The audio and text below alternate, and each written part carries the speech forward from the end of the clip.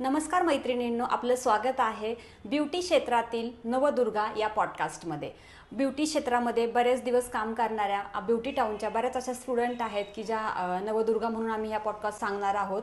आज आपल्याबरोबर आहेत माधुरी भागवत ह्या ब्युटी टाऊनच्या स्टुडंट ज्यांनी ब्युटी क्षेत्रामध्ये काम करून स्वतः आता सेट झालेल्या आहेत आणि हे क्षेत्र त्यांना कसं वाटलं किंवा त्यांनी कशी त्याच्यामध्ये एंट्री केली आणि ह्याच्यामध्ये आलेल्या अडचणी तसेच त्यांचा प्रवास आपण थोडक्यात जाणून घेणार आहोत. हॅलो माधुरी. हाय मॅम. कसं वाटतं? मस्त. पहिला प्रश्न आहे, आपल्या स्टुडंटसाठी हा पॉडकास्ट आपण सुरू केलेला आहे. सो आपल्या बऱ्याच मुलींना शिकता आलं पाहिजे ह्याच्यामधून. नवीन मुली ह्याच्यामध्ये येण्याचा विचार करतायत. सो त्यांच्यासाठी खूप महत्त्वाचा हा पॉडकास्ट होणार आहे, म्हणून ही सिरीज आपण सुरू केलेली आहे. तर तुझा पहिला प्रश्न असा असणार आहे की तुझी करिअरची सुरुवात या ब्युटी क्षेत्रामध्ये कशी झाली? माझी तर म्हणजे मी तर 8-9 वर्ष असेच घालवले घरात. त्याच्यानंतर माझं ग्रॅज्युएशन झालं ॲक्च्युली, पण मला जॉब नव्हता करायचा, काहीतरी स्वतःचं करायचं होतं. त्याच्यामुळे मग मी थोडे बाहेर पडले. नंतर म्हटलं काहीतरी पार्लरचं करावं, कारण थोडी आवड होती त्याच्यामध्ये. मग खूप ठिकाणी गेले, फिरले, कुठं करायचा क्लास, कारण खूप आर्थिक अडचणी होत्या माझ्या. ओके, बर. क्लास मी कसा करू, काय आणि फीज किती हे पण मला माहीत नव्हतं ॲक्च्युली. त्याच्यानंतर मी 4-5 ठिकाणी हे पण केलं नाही का, म्हणजे इन्क्वायरी केली. त्याच्यानंतर आमच्या शेजारी एक ताई होत्या, त्यांनी तुमचा ॲड्रेस दिला, तुम्हाला कॉल केला त्यांनी पर्सनली की माझी नाही का एक मैत्रीण येते, तर तिच्याशी तुम्ही एकदा बोलून घ्या. ब्युटी टाऊनला आले. मला सगळ्यात इम्पॉर्टंट म्हणजे मला पार्लर खूप आवडलं, सगळ्यात महत्त्वाचं. कारण मिस्टरांचं म्हणणं होतं केलं तर चांगल्या ठिकाणी कर, नाही तर करू नकोस. त्याच्यामुळे मग मी तुमच्याकडे आले आणि त्याच्यात तुम्ही मला खूप छान सल्ला दिला, काय करायचे तुला, काय शिकायचे. त्याच्यामुळे मग मी इथं ॲडमिशन तर केलं बाबा स्टार्ट. सुरुवातीला जेव्हा तुम्ही क्लायंट केले तेव्हा तुम्हाला काय अडचणी आल्या, म्हणजे ॲक्च्युअल क्लायंट करताना प्रॉब्लेम्स काय आले? क्लास झाल्यानंतर किंवा क्लास करतानाच तुम्ही क्लायंट सुरू केले त्यावेळेस तुम्हाला काय प्रॉब्लेम आले? मी सांगायचे बाबा माझा क्लास झालाय नाही का, मला हे येतं ते येतं करता, मला पैसे नका देऊ, पहिल्यांदा तर फ्रीज करते मी, नंतर मला थोडे पैसे द्या. कारण आमच्या मॅमनी म्हणजे नेहमी मला शिकवलं होतं तुम्ही की पैसे नको मिळू दे, फक्त काम चालू ठेवा, कारण प्रॅक्टिस होणं खूप गरजेचं आहे. तर खूप क्लायंट इग्नोर करायचे, तर त्याचा खूप त्रास व्हायचा. पण नेहमी तुम्ही आम्हाला एकच शिकवलं की लक्ष द्यायचं नाही, पॉझिटिव्हिटी ठेवायची आणि पुढे जायचं. त्यामुळे तुमचा ऍक्च्युअली स्टॅमिना वाढला की माणसांना हँडल कसं करायचं. परफेक्ट. तिसरा प्रश्न आहे की ह्या इंडस्ट्रीमध्ये जेव्हा आपण करिअर करतोय तेव्हा काय महत्वाचं आहे? म्हणजे स्टुडंटला जर कळालं की आता नवीन स्टुडंट ऍडमिशन घेतात, त्यांना कळालं की ह्या इंडस्ट्रीमध्ये काम करताना महत्वाचं काय तुम्ही शिकला. मोस्टली आता तुम्ही क्लायंट करताय ना, त्यावेळेस तुम्हाला अनुभव काय आला की हे महत्वाचं आहे ह्या इंडस्ट्रीमध्ये? सगळ्यात इम्पॉर्टंट म्हणजे बोलण्याची पद्धत. क्लायंटला जेवढं आपण प्रेमाने घेईल ना तेवढं ते क्लायंट आपल्याकडे होतं. आणि आपलं काम तर मेन चांगलंच पाहिजे, आपली सर्व्हिस खूप इम्पॉर्टंट आहे. म्हणजे नेहमी मला इथून खूप काही गोष्टी शिकायला भेटल्या की आपण काम केलं ना तर प्रामाणिक करायचं, बरोबर, आणि त्याच्यामुळे आपल्याला त्याचा फायदा चांगलाच होतो. आणि क्लायंटशी बोलायची पद्धत खूप छान ठेवायची. खूप मुलींना राग येतो पटकन क्लायंट बोलले की, तर तो नाही आला पाहिजे. राईट, बरोबर. म्हणजे हे आपण आपले पेशन्स वाढवले पाहिजे, दुसऱ्यांचं पहिले ऐकून घेतलं पाहिजे, नंतर आपण बोललं पाहिजे. तुमचा स्वभाव अगदी अपोजिट होता ना? हो, अगदी अपोजिट होता. एकतर मला सगळ्यांना सुनवायची सवय होती, ऐकायची नव्हती, त्यामुळे ते खूप बदल झाला माझ्या स्वतःमध्ये. अजून एक प्रश्न, आता होम सर्व्हिस करताय तुम्ही क्लास नंतर, बरोबर? तर एखादा असा कस्टमरचा एखादा अनुभव आहे का की जो सांगायला आवडेल तुम्हाला, की आलाय तुम्हाला तो एक्सपिरियन्स किंवा तुमच्याकडे मेमरीत राहिलाय? हो आहे ना. मी पहिलं तुमचं नाव आणि तुमचा फोटो दाखवायचे, कारण आपल्या एरियामध्ये सगळ्यात मोठं सलून आपलंच आहे. त्याच्यामुळे मी तुमचा फोटो दाखवला ना, बरेचसेच म्हणायचे अरे बापरे तू काजलकडे शिकलीये का? मी तर पहिले काजलचं क्लायंट होते, आता मला बाहेर पडता येत नाही म्हणा किंवा काही कारणांमुळे. तू काजलकडे शिकली म्हणजे तुझं काम व्यवस्थितच असणार आहे आणि तुला काजलने खूप छान हँडल केले, मस्त शिकवले. नवीन मुलींसाठी एक प्रश्न होता किंवा नवीन मुलींचा प्रश्न असतो की आम्ही एवढ्या फीज भरतोय तर आम्हाला रिटर्न कधी सुरू होईल? तुम्ही जेव्हा क्लास झाला तर तुम्ही क्लास करता करता कसे पैसे कमवायला सुरुवात केली किंवा कधीपासून तुम्ही पैसे कमवले? मी लगेच म्हणजे 15 दिवसात वॅक्स घ्यायचे, क्लीनअप झाले की क्लीनअपचे क्लायंट घ्यायचे. भले मला 50 रुपये 100 रुपये भेटू देत, पण माझा एकतर पहिली गोष्ट माझा हात साफ होत होता.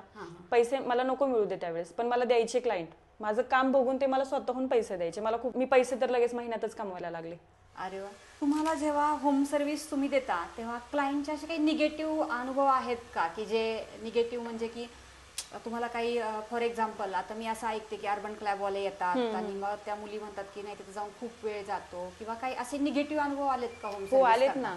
होम सर्व्हिस करायला गेलं ना की खूप म्हणजे लेडीजचे नाही का लहान मुलं असतात, केलं की मग थांब माझ्या बाळाला दूध पाजू दे किंवा काही त्याला आंघोळ आहे, तो झोपायचा आहे. तर अशा खूप साऱ्या गोष्टी नाही का येतात आपल्यामध्ये, तर मग त्याच्यासाठी थांबावं लागतं. बाबा 10 मिनिटाच्या कामाला 20 मिनिटं जातात तिथे, पण ऍडजस्ट करावं लागतं, कारण की आपल्याला पण त्यांची गरज आहे, त्यांना आपली गरज आहे, तर त्यांच्या टाइमला पण वेळ देणं आपल्याला गरजेचं आहे. त्याच्यामुळे बार्गेनिंग वगैरे हो, खूप खूप बार्गेनिंग तर खूप चालते. मग तू घरी येऊन करतेस की फक्त बार्गेनिंग, का तर तू घरी येऊन करतेस, कमी लेखायचं थोडक्यात.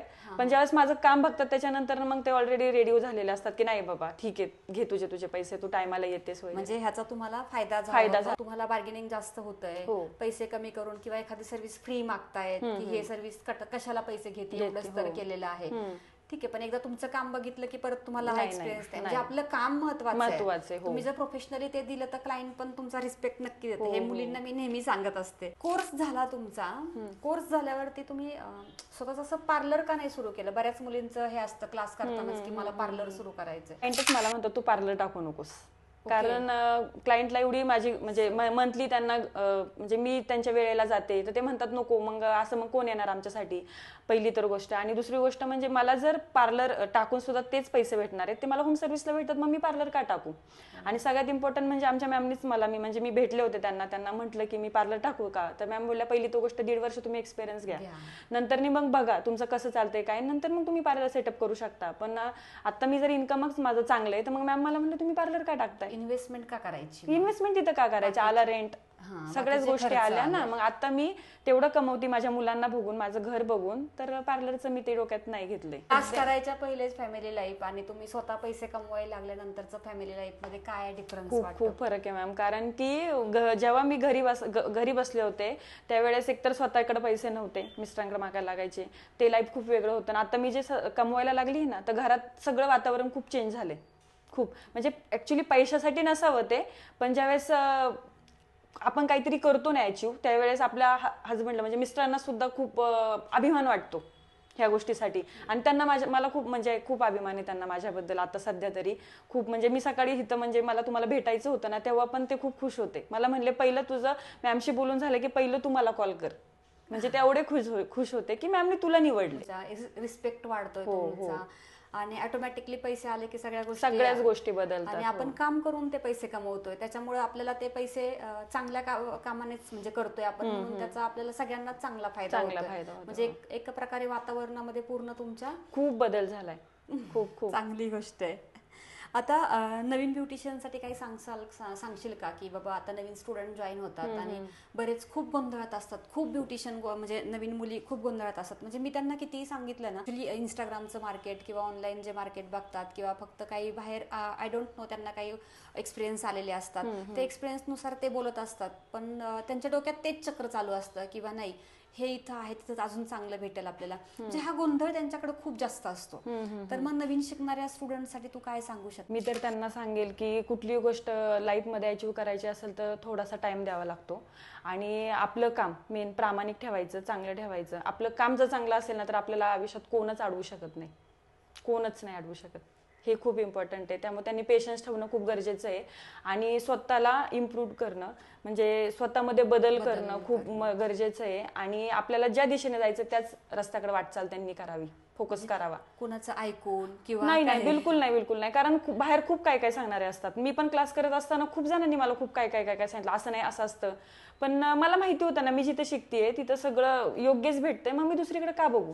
त्यांनी पण नाही बघावं, कारण 4 गोष्टी सांगणारे भरपूर जण असतात. मग त्याचा निगेटिव्ह इम्पॅक्ट पण होतो की कॉन्फिडन्स कमी होतो तुमचा. होतो आमचाही व्हायचा, नवीन व्हायचा ना, आमचा पण व्हायचा. पण आम्हाला माहिती होतं की जिथं आम्ही शिकतो, जे आमचे गुरु आहेत ते आम्हाला योग्यच मार्गदर्शन करणार आहेत, म्हणून तुम्ही तेवढे स्टेबल राहिलो. हो, राहावंच लागतं, कारण जर पुढे जायचंय तर स्टेबल राहणं खूप गरजेचं आहे. तुझं पॉडकास्ट आहे खूप छान वाटतंय. मेन तुम्ही मला एवढ्या सगळ्या मुलींच्यात निवडलं. आज तुमच्याकडे किती बॅचेस झाले असतील, खूप बॅचेस झालेत. आज तुम्ही त्याच्यातून मला निवडलं, म्हणजे मी तुमच्यासाठी खरंच ऋणी राहील आयुष्यभर. आणि तुम्ही माझ्यासाठी नेहमी, म्हणजे तुम्ही माझ्यासाठी गुरुच आहात, म्हणजे मी तुम्हाला खूप रिस्पेक्ट देते. तुम्ही जेव्हा असं चांगलं काम करता ना, तेव्हा ह्या स्टुडंट जेव्हा असं चांगलं काम करतात तेव्हा खरंच एका गुरुला कधीच स्वार्थ नसतो त्याचा. मुली कमवतात ह्याचा अर्थ फक्त ते पैसा कमवतात असं नाहीये. तर सेल्फ डेव्हलपमेंट मी त्यांची स्वतः माझ्या डोळ्यांनी बघितलेली आहे. माझ्याकडे त्यांचा क्लास जॉईनिंग केल्याचा पहिला फोटो आहे, म्हणजे त्यांची परिस्थिती काय होती आणि त्यांचं पर्सनॅलिटी काय होती आणि आज त्या किती कॉन्फिडेंटली माझ्याशी बोलतायत ह्याच्यात म्हणजे एक समाधान खूप चांगलं आहे. आणि मला असं वाटतं प्रत्येक स्टुडंटनी एवढं डेव्हलप व्हावं आणि एवढ्या सगळ्यांना स्ट्रगलच्या स्टेज असतात त्या पार केल्या तुम्ही की तुम्हाला पण सक्सेस नक्कीच भेटतं. सो नवदुर्गाची आपली फर्स्ट सिरीज झालेली आहे. नेक्स्ट सिरीजला कोण येणार आहे ते आपण बघूयात.